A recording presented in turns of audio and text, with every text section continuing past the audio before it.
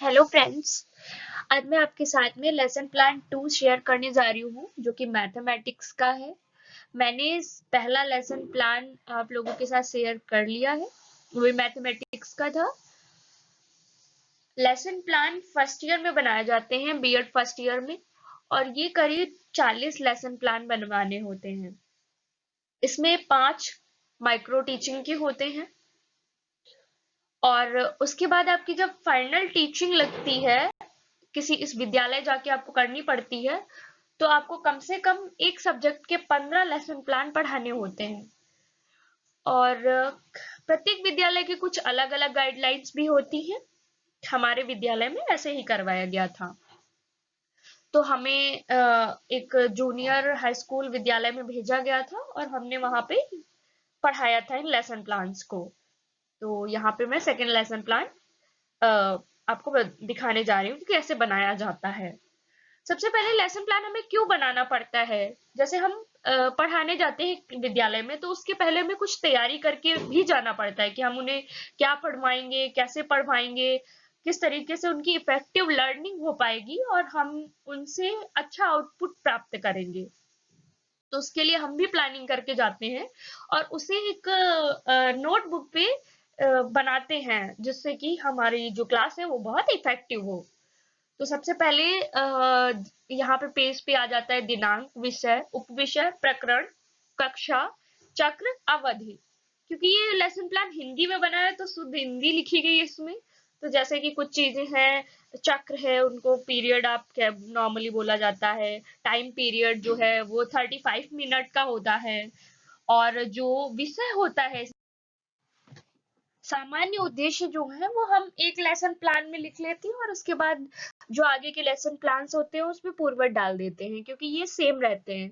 तो आप मेरे जो फर्स्ट लेसन प्लान का वीडियो आप उससे सामान्य उद्देश्य देख सकते हैं। विशिष्ट उद्देश्य हर लेसन प्लान के अलग अलग होते हैं, क्योंकि टॉपिक के अकॉर्डिंग जो उसके विशिष्ट उद्देश्य हैं वो अलग ही होंगे। तो इसमें हम पॉइंट्स के रूप में लिखते हैं, जैसे ज्ञानात्मक, कि बच्चों को क्या ज्ञान प्राप्त होगा। तो छात्र कोड के बारे में ज्ञान प्राप्त कर सकेंगे, उनका प्रत्यय स्मरण कर सकेंगे। उसके बाद उनको किस चीज का अवबोध होगा, तो वो व्याख्या कर पाएंगे, पढ़ने के बाद में उदाहरण दे सकेंगे। उसके बाद एप्लीकेशन क्या होगी, कि क्या अनुप्रयोग होगा उनके लिए, तो उसके प्रश्न हल कर सकेंगे और दैनिक जीवन में उसका प्रयोग कर सकेंगे। जैसे कि वो कमरे में देखेंगे, तो वो देखेंगे कि कमरे की कौन कौन से रेखाखंड मिलकर कोण बनाते हैं, या फिर जो कमरे के कोने में जो रेखाखंड मिलके बनते हैं वो किस अंश का कोण बनाते हैं, वो कौन सा कोण होता है। तो इन सभी चीजों के बारे में वो जान सकेंगे। उसके बाद में रुचि जो उनकी है, अभिरुचि, वो कोणों के प्रति सकारात्मक होगी। अगर आप उनको रियल लाइफ की चीजों से जोड़ के पढ़ाएंगे तो उनका जो एटीट्यूड है वो पॉजिटिव एटीट्यूड बनेगा चीजों के। उसके बाद में कौशल वाला पॉइंट आता है। छात्र कोड संबंधित प्रश्नों को कुशलता से हल कर सकेंगे। सहायक सामग्री में आपने जो भी प्रयोग किया है बच्चों को पढ़ाने के लिए, वो आप उसमें लिख देंगे। लपेट, श्यामपट्ट, चौक, डस्टर, अगर आपने किसी चीज को दिखा करके उनसे कुछ सवाल पूछे या उनको समझाया है तो उन चीजों के भी नाम यहाँ पे लिख देंगे। उसके बाद पूर्व ज्ञान।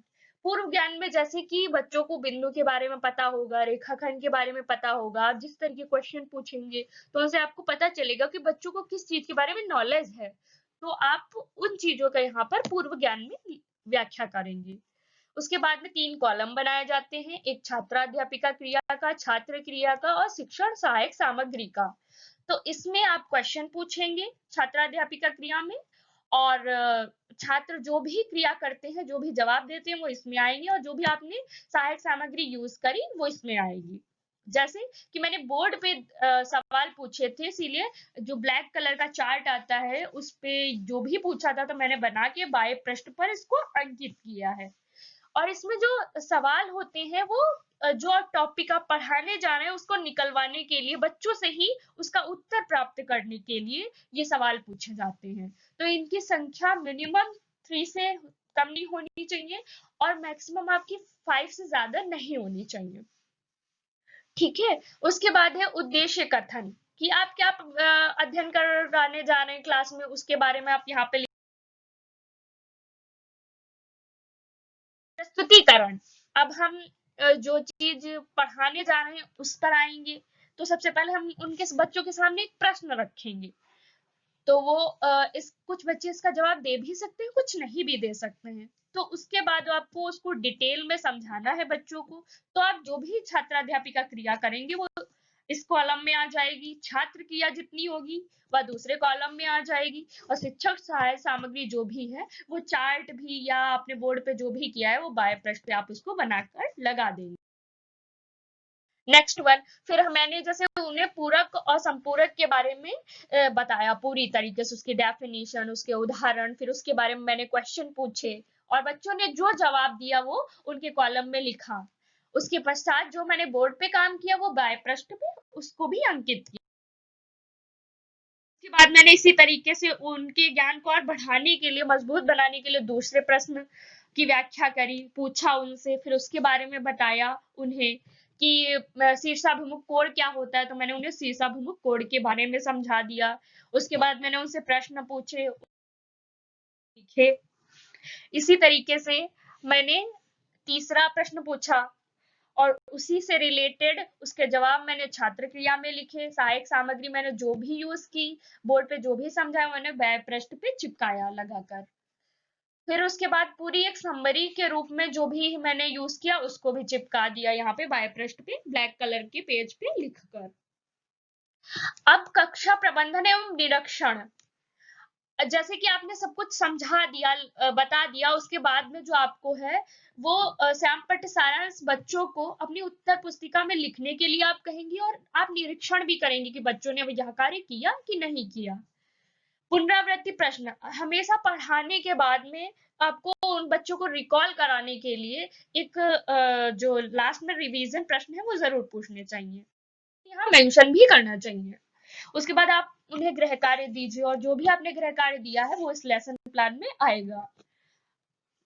Thanks for watching. मैं आगे के सभी लेसन प्लान अपलोड कर दूंगी ताकि आपको लेसन प्लान बनाने में आसानी रहे। Thanks for watching. Please like, share and subscribe my channel.